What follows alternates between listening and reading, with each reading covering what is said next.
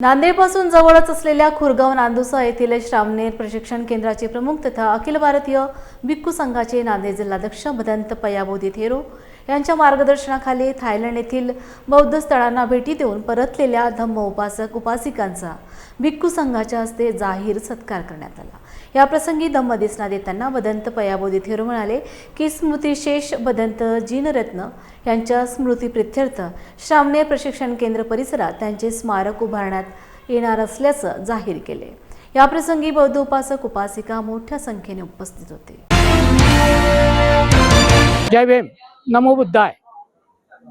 मी GP Narwade, सेवानिवृत्त शिक्षक, बोधळे high school इथून मी 24 वर्षापूर्वी निवृत्त झालो आणि पयाबोधी यांच्या मार्गदर्शनाखाली थायलंड या ठिकाणी धम्मसहल करून आलेला आहोत। सज्जन हो, मला सांगावंसं वाटते, डॉक्टर बाबासाहेब आंबेडकरांनी 1956 ला धम्मक्रांती केली। त्या धम्मक्रांती भारतातून झालेली आहे तिसरी। आणि त्याचबरोबर आम्ही ज्यावेळेस थायलंडला पयाबोधीच्या मार्गदर्शनासाठी गेलो, तिथं बुद्धाचं जे काही तत्वज्ञान पाहिलं ते अगदी डोळ्याचं पारणं फिटलेलं आहे। त्याचबरोबर गौतम बुद्धाचा जन्म भारतामध्ये झाला, पण जगभर बौद्ध धर्म सम्राट अशोकाने पसरविलेला आहे।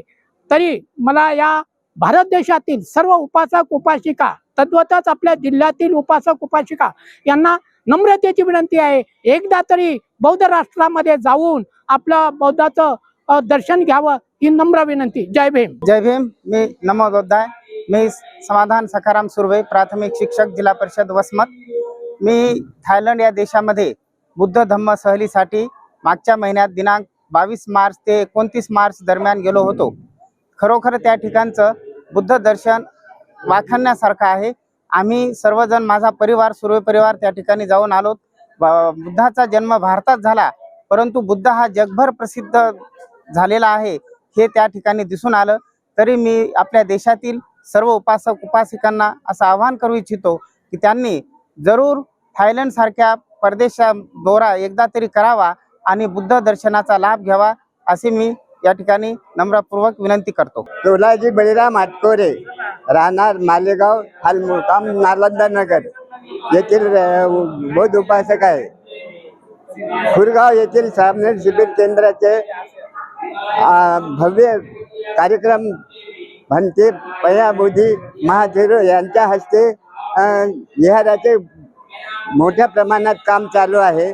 तरी सर्व बौद्ध उपासक उपासिकांना माझी विनंती आहे की आपण सर्वांनी या धम्म कार्याला सर्वांनी सहकार्य करावे। आपल्याला यथाशक्तीप्रमाणे जे काही घडेल ते आपण दान करून विहाराचे काम जास्तीत जास्त लवकर पूर्ण करण्यात यावं ही विनंती। तसेच मी माझे एक मोठेपणा म्हणून सांगत नाही, मला एक राहत नाही। मी या विहारासाठी जवळजवळ 4 लाख रुपये आतापर्यंत दान दिलेलं आहे। त्यामध्ये 50 क्विंटल लोखंड, एक वाळू ताटलक व्हायवा, 150 बॅग सिमेंट, तसेच हे बाजूला बसवलेले ग्रिल 14, हे सर्व माझ्या धनातून मी माझी कालवश गीताबाई बळीराम आटकोरे माता यांच्या स्मरणार्थ मी चित्रा तोलाजीराव आटकोरे यांच्याकडून दान दिलेलं आहे। आणि मला असे दान देण्याची भगवंताच्या कृपेने मला संधी मिळत आहे आणि मला या दान दिल्यामुळे माझ्या ज्ञानात भरात संपत्तीत वाढ होत आहे। तरी आपणास विनंती आहे की आपण सर्वांनी एक जीवानं आपल्या स्वतःच्या कष्टाचे जेवढे होईल तेवढे आपल्या स्वखुशीनं दान देऊन विहाराचे कार्य खरं करावं। मी प्रकाश सीताराम सूर्यवंशी, आशाबाई सूर्यवंशी, आम्ही दोघं फॅमिली थायलंडला पयाबोधी थेरो यांच्या धम्मसहल अभ्यासामध्ये गेलो होतो। मी मोहन नारायण गर्दनमारे, माझी पत्नी शीला मोहन गर्दनमारे, आम्ही थायलंड दौऱ्याला गेलो होतो आणि थायलंडमध्ये बुद्धाच्या बद्दलची जी माहिती मिळाली ते माहिती ऐकून आम्ही भारावून गेलो आणि तिथल्या बुद्धाच्या ठिकाणी आम्ही जाऊन सर्व आमची जी टीम होती 40-42 लोकांची, त्या सर्वांनी त्या टीम सहलीचा आनंद घेतलो आणि तिथल्या अनेक अशा आठवणी आहेत की ज्या ठिकाणी आपण बुद्धाबद्दल अनेक विचार मांडलेले आहेत। तिथलं डिसिप्लिन, तेथील धम्मस्थलीमध्ये आम्हाला मिळालेलं मार्गदर्शन, ते आम्हाला जीवनभर कामाला येईल असे आम्हाला वाटते. मी अशोक महाजन कोल्हे. आम्ही 35 लोकांची टीम ही वंदनीय भंते पयाबोद्दी यांच्या मार्गदर्शनाखाली थायलंड दौऱ्यावर गेलो होतो आणि वंदनीय भंतेजींनी आम्हाला अतिशय चांगल्या प्रकारे मार्गदर्शन केलं आणि आमची अतिशय चांगल्या प्रकारची व्यवस्था वंदनीय भंतेच्या मार्गदर्शनामध्ये झाली. वंदनीय भंतेनी आम्हाला 3 रात्र पट्टाया आणि 3 रात्र बँकॉक येथे दिल्या होत्या आणि या 3 दिवसामध्ये अतिशय रमणीय असे स्थळं, अतिशय चांगल्या अशा प्रकारचे बौद्ध धर्मीय स्थळं हे त्यांनी आम्हाला दाखवले आणि त्यामध्ये जे अतिशय महान अशा प्रकारची जी 5,500 किलो वजनाची भगवान बुद्धांची मूर्ती ही भंतेजींनी थायलंडमध्ये आम्हाला दाखवली.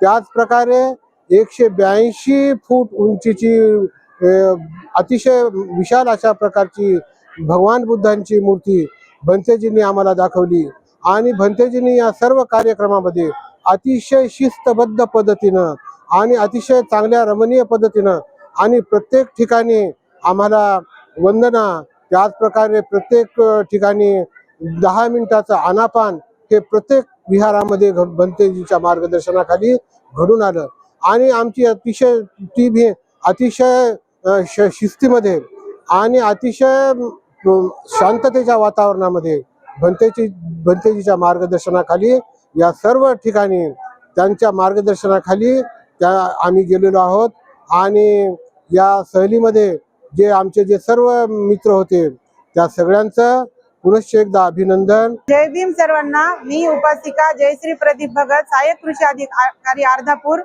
मी खूप आधीपासून हे श्रामणेर शिबिरांना भेट देते आणि खूप छोटंसं याचं रूप होतं ते आता आपल्या सर्वांच्या दानातून हे भव्य रूप आपल्याला पाहायला मिळत आहे. तरी माझी सर्व उपासिकांना आणि महिला आणि पुरुष वर्गांना विनंती आहे की सर्वांनी दर महिना जो दानाचा ग्रुप आहे त्याच्यामध्ये सहभागी होऊन आपले जे परीने देता येईल ते दान करावं.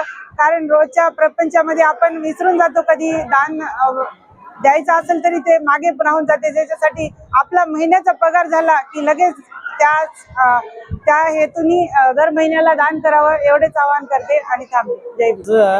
ज्या थायलंडमध्ये सहभागी झालेल्या म्हणजे जवळपास 36 उपासक उपासिका आणि मला म्हणजे माझ्यासोबत मी धरलं तर 37 असे सर्वजण आम्ही थायलंड दौऱ्यामध्ये सहभागी झालो होतो. भारतातल्या ज्यांची कुवत असेल, कारण मी तर म्हणतो बाबासाहेबांमुळे जे सगळ्यांमध्ये ती ताकद आलेली की आपण थायलंड, श्रीलंका किंवा ब्रह्मदेश असेल आदी बौद्ध राष्ट्रांचे आपण दौरे करू शकतो. बाबासाहेब आंबेडकरांच्या महापुण्यामुळे जवळपास 36 उपासक उपासिका माझ्यासोबत आले होते आणि त्या ठिकाणावर भगवान बुद्धाची गोल्डन मूर्ती जी आहे 5,500 किलो प्युअर सोन्याची, ती पाहून सुद्धा आपले उपासक उपासिका प्रभावित झाले.